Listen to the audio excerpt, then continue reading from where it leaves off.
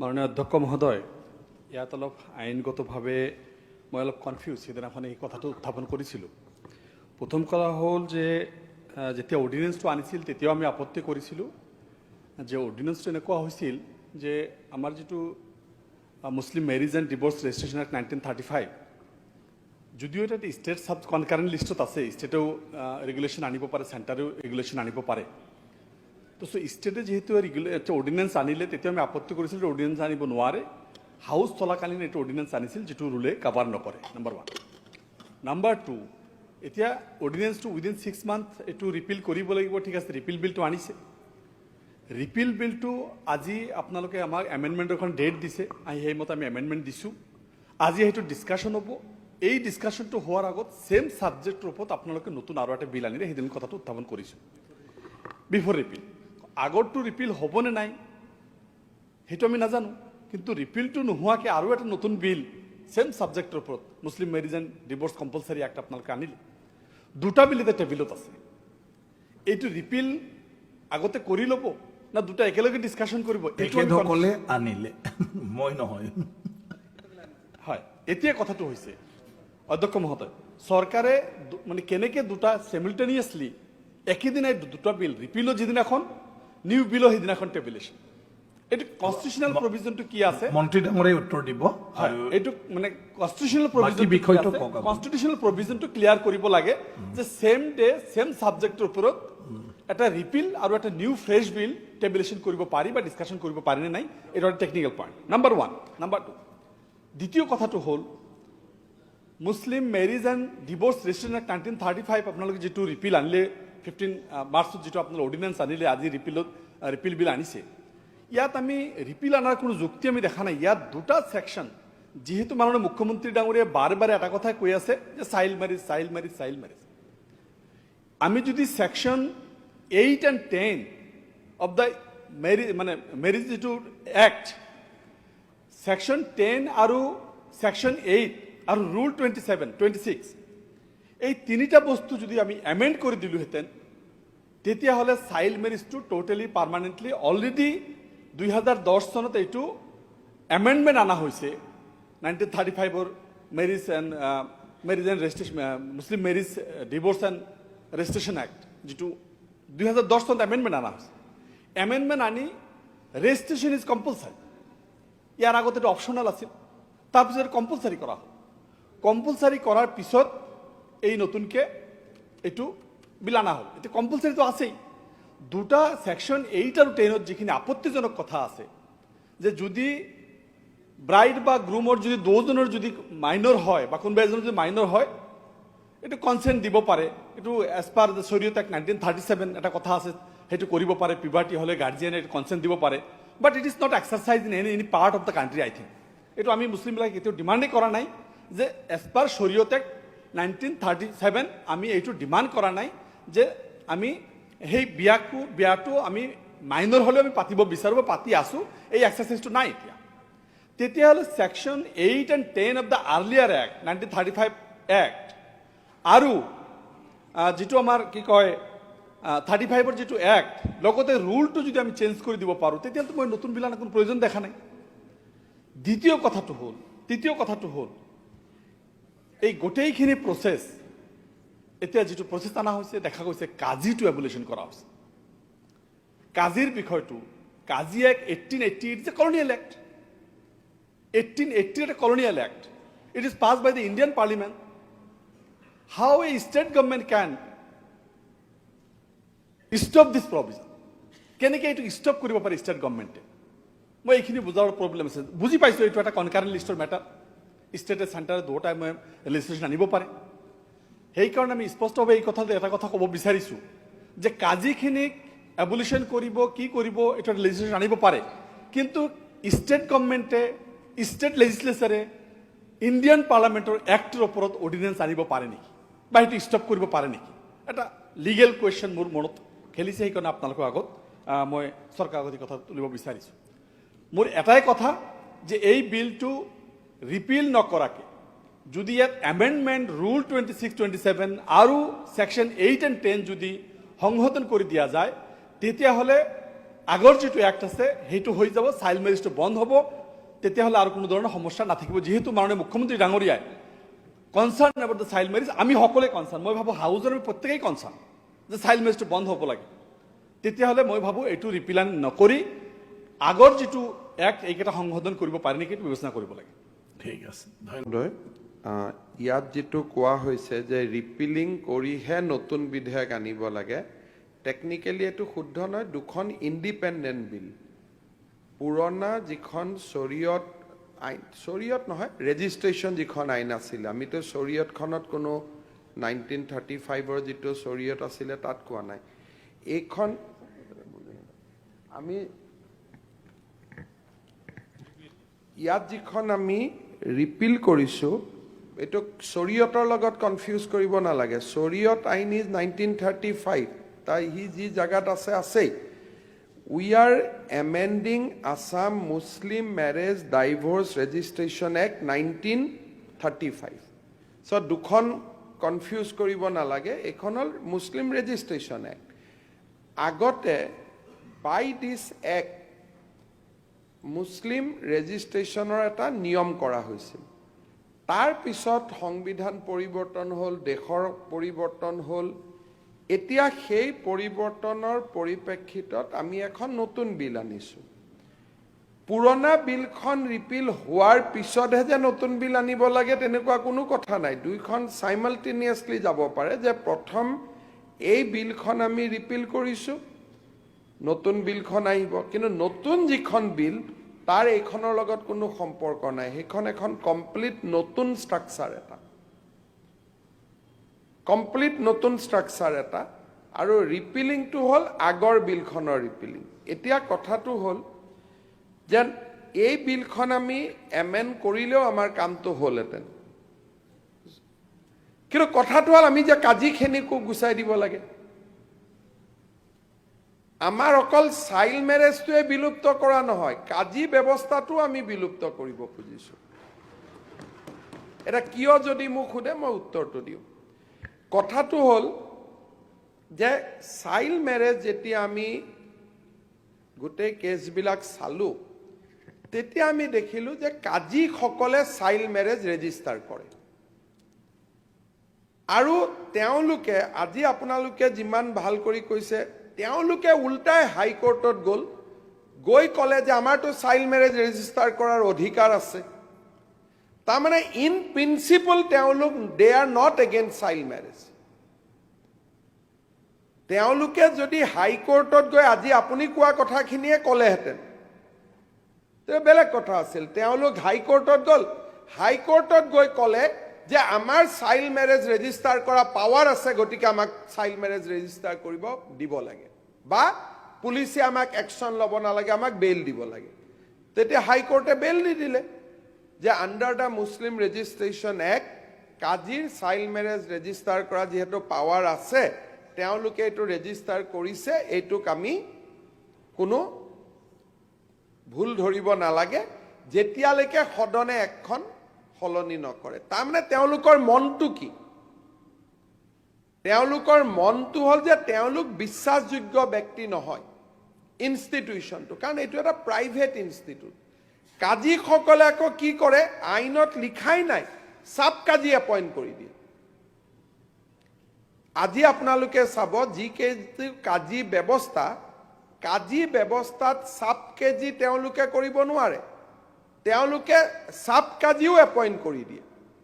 গাঁৱে ভূঞে আনঅথৰাইজ মানুহে মুছলিম মেৰেজ ৰেজিষ্টাৰ কৰে। এতিয়া হ'ল কি, আপোনালোকে চাব যে তালাকটো গভৰ্ণমেণ্টে, সুপ্ৰিম কোৰ্ট আৰু পাৰ্লিয়ামেণ্টে ইলিগেল বুলি ক'লে। এতিয়া তালাকৰ ওপৰত বহুত কেছ আহিব কোৰ্টত, মেইনটেনেন্স বিচাৰিব, কিবা বিচাৰিব। কাজীসকলে বহুত ক্ষেত্ৰত আইনটো পালন নকৰাকৈ ৰাতি ৰাতি তালাক কৰি দিয়ে। বহুত উদাহৰণ আছে। আফটাৰ সুপ্ৰিম কোৰ্ট আৰু লোকসভাত আইন পাছ হৈ গ'ল, চবে আদৰণি জনালে যে তালাক should be through A system, আৰু তালাক হ'লেও মেইনটেনেন্স পাব লাগিব। এতিয়া তালাকৰ ওপৰত নতুন আইন আহিলে, গতিকে এই গোটেই আগত 1935 পৰিৱেশতকৈ এতিয়া পৰিৱেশটো যথেষ্ট পৰিৱৰ্তন হৈ গ'ল। যে বিয়া বুলি ক'লো যে তাৰ দুইজন ল'ৰা সাপোজ পঢ়া নাই, বাৰ্থ সাৰ্টিফিকেট নাই, এটা বয়সটো হৈছে নে নাই, মেডিকেল ৰিপৰ্ট লাগিব। স্পৰ্টছত যেনেকৈ আমি মেডিকেল ৰিপৰ্ট লওঁ, বন চালে বাই এক্সামিনিং বন আমি গম পাওঁ যে তাৰ একজেক্ট এজ কিমান।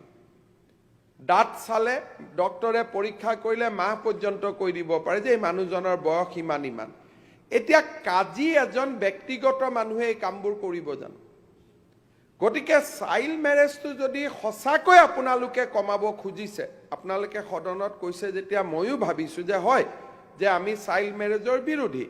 যদি চাইল্ড মেৰেজৰ বিৰোধী চৰকাৰৰ অফিচাৰ এজনে যদি বিয়াটো ৰেজিষ্ট্ৰেশ্যন কৰে, তাত MLAৰ কথাও চলিব, বিধানসভাত প্ৰশ্ন আনিব পাৰিব, কাৰণ সি সাব ৰেজিষ্টাৰ, বিধানসভাৰ প্ৰতি দায়বদ্ধ হ'ব, প্ৰত্যেক জবাব দিব লাগিব। আপোনালোকে কুৱেশ্যন সুধিব যে এইখন বিয়া ৰেজিষ্ট্ৰেশ্যন কেনেকৈ হ'ল, কম্পিউটাৰ হ'ব লাগিব, ৰেজিষ্ট্ৰেশ্যন চাৰ্টিফিকেট হ'ব লাগিব, ধৰিত্ৰী পৰ্টেলৰ দৰে দেখা পাই থাকিব। এতিয়া ব্যক্তিগত মানুহ এজনে যদি এইটো যদি আমি যদি দায়িত্ব দিওঁ, তেতিয়াহ'লে ব্যক্তিগত মানুহ এজনেতো কৰিব নোৱাৰে। সুপ্ৰিম কোৰ্ট অফ ইণ্ডিয়াই অশ্বিনী কুমাৰ ভাৰ্চেছ সীমা ভাৰ্চেছ অশ্বিনী কুমাৰত আমাক নিৰ্দেশ দিছে। Supreme court in it judgement has directed the state government and the central government that marriages of all persons who are citizens of India belonging to various religions shall be made compulsory registrable in their respective state where marriage is solemnized. তাৰমানে registration কৰাৰ ষ্টেটক দায়িত্ব দিছে। এটা ষ্টেটেটো কাজী বুলি ব্যৱস্থাটোৰ ওপৰত বিশ্বাস কৰিব নোৱাৰে। যদি ষ্টেটে আপোনালোকে ক'ব খোজে, মই আপোনালোকৰ কথা মই তাৰ মিনিংটো বুজি পাম। যদি আপোনালোকে কয় যে নহয় সাব ৰেজিষ্টাৰ অফিচত আহিব মানুহখিনি দিগদাৰ হ'ব, আপোনালোকে মুছলিম ৰেজিষ্ট্ৰেশ্যন অফিচাৰ ছেপাৰেট কৰি বনাই দিয়ক, that is a good suggestion. কোনো কথা নাই, উই কেন এক্সামিন যে সাব ৰেজিষ্টাৰ অফিচত আহিলে হাৰাশাস্তি হ'ব পাৰে, উকিলে ধৰিব, ইটো হ'ব সিটো হ'ব, যে ইউ এপইণ্ট স্পেচিয়েল মুছলিম ৰেজিষ্ট্ৰেশ্যন অফিচাৰ, কিন্তু সি চৰকাৰী চাকৰিয়াল হ'ব লাগিব, প্ৰাইভেট মানুহকতো আমি দিব নোৱাৰোঁ। গতিকে it is a very sensitive matter. আৰু অকল চাইল্ড মেৰেজটো নহয়, আপোনালোকে এইটো ভুল নকৰিব, child marriage is one arm, কিন্তু মুছলিম ৰেজিষ্ট্ৰেশ্যন এণ্ড ডাইভৰ্চ, তালাকৰ লগত মুছলিম মহিলাৰ সম্পত্তি অধিকাৰ বহুত কথা জড়িত থাকে। এতিয়া বিয়াৰ সময়ত এটা এমাউণ্ট এটা কৈ দিয়া হয়, এতিয়া যদি ৰেজিষ্ট্ৰেশ্যন হয় এমাউণ্টটো ৰেজিষ্ট্ৰেশ্যন দলিনত আহিব। এতিয়াতো মুখত থাকে, যিটো এমাউণ্ট কোৱা হয় যে তালাক দিলে এই এমাউণ্টটো আমি ছোৱালীজনীক দিম, এতিয়া আণ্ডাৰ দ্য ৰেজিষ্টাৰ্ড হ'লে সি লিখা পঢ়া হ'ব। এতিয়া আগত হ'লে কাজীয়ে নিজৰ পেজটোকে বদলাই দিব পাৰে, তাৰতো কোনো গেৰেণ্টি নাই। যদি কাজীয়ে মুছলিম বিয়া ৰেজিষ্টাৰ কৰিব পাৰে, তেতিয়া মাটি বাৰী ৰেজিষ্টাৰ কৰিবৰ কাৰণেও আমি কাৰোবাক প্ৰাইভেট মানুহক দায়িত্ব দি দিব পাৰোঁ, দুইটাতো একেই কথা। সেইকাৰণে কাজীসকল মোৰ তাতো আহিছিল, 35ৰ পৰা তেওঁলোকে আজিলৈকে চলালে। এতিয়া নতুন ব্যৱস্থা এটাক সময় দিয়াৰ সময় আহি পৰিছে। যিটো কনকাৰেণ্ট লিষ্টৰ কথা কৈছে, গভৰ্ণৰৰ তাত বিল যাব, গভৰ্ণৰে যদি ভাবে যে এছেণ্ট অফ প্ৰেচিডেণ্ট ইজ ৰিকুৱাৰ্ড, প্ৰেচিডেণ্টলৈকে যাব যদি গভৰ্ণৰে ভাবে। কিন্তু কনকাৰেণ্ট লিষ্টত কাজীৰ ব্যৱস্থাটো আমাৰ স্বাধীন ভাৰতত সেইখন আইন কম্পালচৰি আইন হয়নে নহয় সেইটো ৰাজ্যপাল মহোদয়ে চাব, তেওঁৰ এইটো অধিকাৰ ক্ষেত্ৰ। তেওঁ যদি ভাবে যে কোনোবা এখন ষ্টেট এক্ট এমেণ্ডমেণ্ট কৰোঁতে কোনোবা চেণ্ট্ৰেল এক্টৰ লগত কনফ্লিক্ট হৈছে, then he will withhold the assent and he will send it to the president of India. আৰু প্ৰেচিডেণ্ট অফ ইণ্ডিয়াই যদি এছেণ্ট দিয়ে, চেণ্ট্ৰেল এক্টৰ লগত কনফ্লিক্ট হ'লেও আমাৰ বিধানসভাৰ আইনখন ছাৰ্ভাইভ কৰিব। আৰু এইটো কয় state amendment to the central legislation. গতিকে এই ক্ষেত্ৰত মই ভাবোঁ যে এটা ভুল ধাৰণা যাব নালাগে যে we are amending the Sharia act.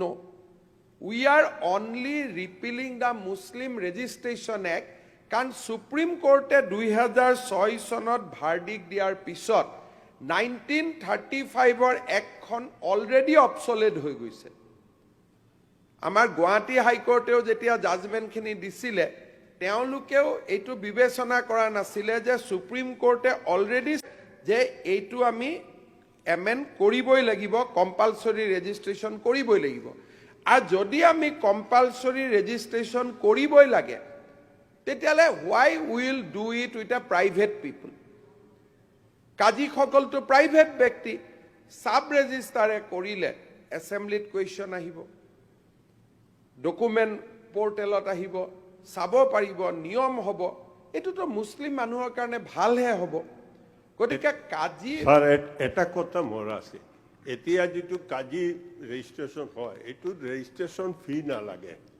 ইয়াতো ফিজ নোহোৱা কৰি দিম এটো আপনি হ'ব, এটো done, দেখিব agree.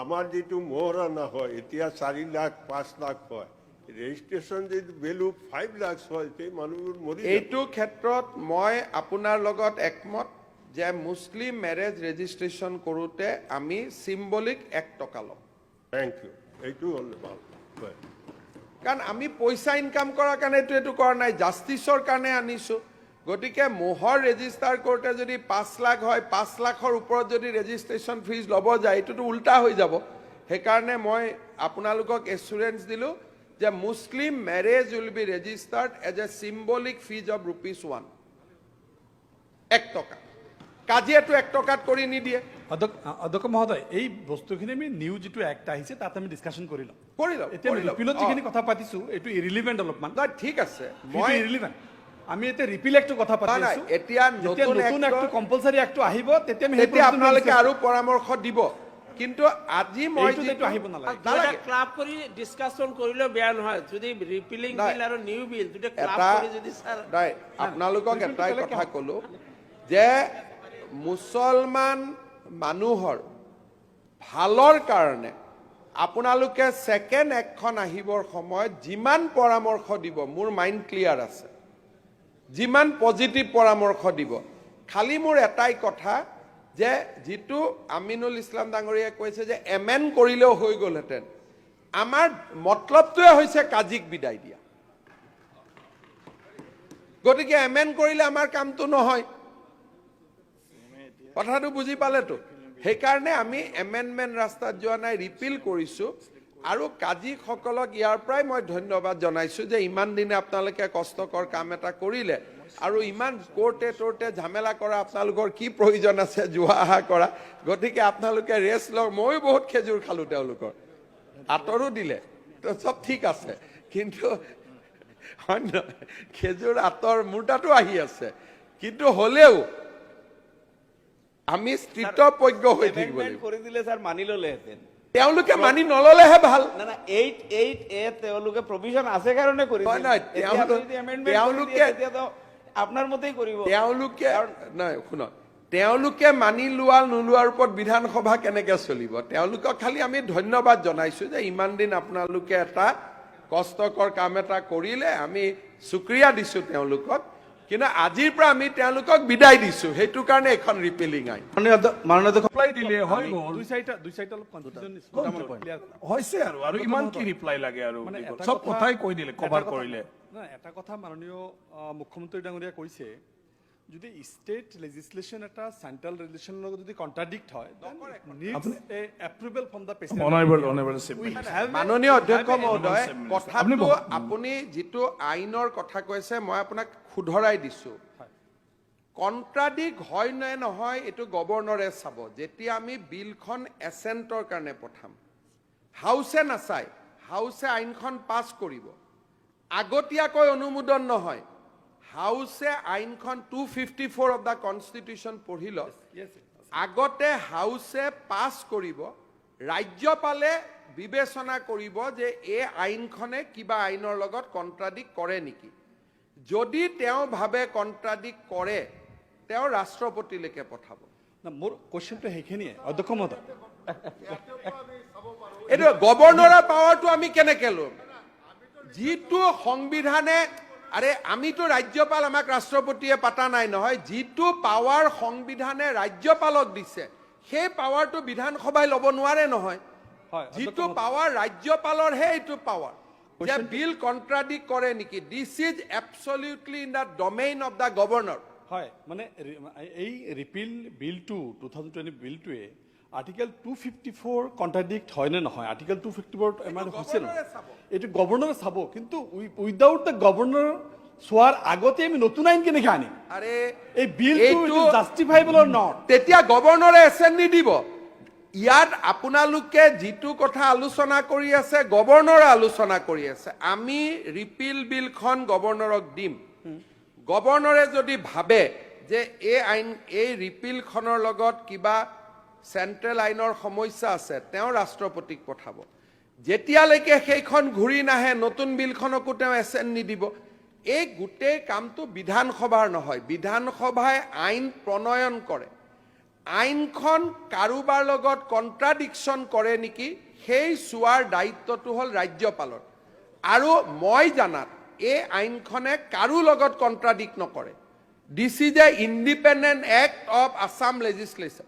এইখন আপোনালোকে চাওক, এই আইনখন হ'ল Assam Muslim marriage and divorce registration act 1935। এইখন পাৰ্লিয়ামেণ্ট নহয়। য়েছ অধ্যক্ষ মহোদয়, এই কথাটো যিটো Muslim marriage and divorce registration act 1935, এই 1935 there is a provision of qazi. Number 1, there is a provision of qazi. আমি যেতিয়া ৰিপিল আনিছোঁ, বিলটো যেতিয়া ৰিপিল আনিছোঁ, আল্টিমেটলি কাজি এবলিছ কৰি আছোঁ। আৰে আমি ৰেজিষ্ট্ৰেশ্যনটো এবলিছ কৰি আছো আণ্ডাৰ দিছ এক্ট। আণ্ডাৰ দিছ এক্ট আমি ৰেজিষ্ট্ৰেশ্যন লটো এবলিছ কৰি আছো। অসম বিধানসভাই জন্ম দিয়া পুত্ৰ এটা অসম বিধানসভাই ঘূৰাই ল'ব পাৰে। ইয়াত আৰু আমি কেন্দ্ৰীয় চৰকাৰক সুধিব নালাগে, দেখোন ৰিপিল নহয়। এডভোকেট জেনেৰেলৰ অপিনিয়ন আছে, চবৰ অপিনিয়ন আছে। মানে কাজিবিলাকো আমাৰ আগৰ এক্টে চৰকাৰে এপইণ্টমেণ্ট দিয়া। নম্বৰ 1, এতিয়া মই ইমানেই ক'লো যে এই কথাটো পাতি থাকি লাভ নাই। চৰকাৰৰ স্পষ্টীকৰণটো হ'ল, আপুনি আপোনাৰ বক্তব্য দিয়ক, স্পীকাৰে লিপিবদ্ধ হ'ব। চৰকাৰৰ স্পষ্টীকৰণটো হ'ল যে এই বিলে কাকো কণ্ট্ৰাডিক্ট নকৰে, আৰু even if it is contradict any central law, it is the duty of the governor of Assam to look at it, not the duty of Assam Assembly. ইয়াতকৈ না মই দুটা কথা বেছি কম, না ইয়াতকৈ মই কম, মই বিলখন পাৰিত কৰাৰ বাবে অধ্যক্ষ মহোদয়, আমি এই কেইটা পইণ্ট দেখিছোঁ যে এইটো আৰ্টিকেল 254 ইণ্ডিয়ান কনষ্টিটিউশ্যনটো ভায়োলেশ্যন কৰে বা এইটো মেটাৰ আছে। যিহেতু ষ্টেট লিষ্ট চেণ্ট্ৰেল লিষ্টৰ কথা আছে, ইয়াত কনকাৰেণ্ট লিষ্টত আছে। আৰ্টিকেল 246 এই বস্তুটো স্পেচিয়েলি চাব লাগে। ইয়াৰ পিছত আমি আৰ্টিকেল 254 লগত 1880 মেটাৰটো অলপ জাষ্টিফাই কৰি গভৰ্ণৰৰ যিটো কনচেণ্টৰ matter, consent of president through governor যাব লাগে, সেইটো ব্যৱস্থা চাব লাগে। আৰু আৰ্টিকেল 31C, আৰ্টিকেল 213A-B-C, এই গোটেইখিনি বস্তু আৰ্টিকেলৰ বস্তু মানে সংবিধানত যিখিনি বস্তু আছে বহুত ঠাইত কণ্ট্ৰাডিক্ট আছে। মই বিচাৰিছোঁ যে এই লটো হোৱাৰ আগত যিহেতু ওৱান্স ফৰ অল এটা বস্তু ছেটেলমেণ্ট কৰিব বিচাৰিছে, এমেণ্ডমেণ্ট এইখিনি বস্তু আমি ছেকশ্যন মানে article section 8 and section 10 and rules 26 amendment হ'লহেঁতেন, কিন্তু এইটো বহুতকেইটা সংবিধানৰ ধাৰাৰ লগত এইটো কণ্ট্ৰাডিক্ট হৈ আছে। এই বস্তুটো স্পেচিয়েলিভাৱে চাব লাগে।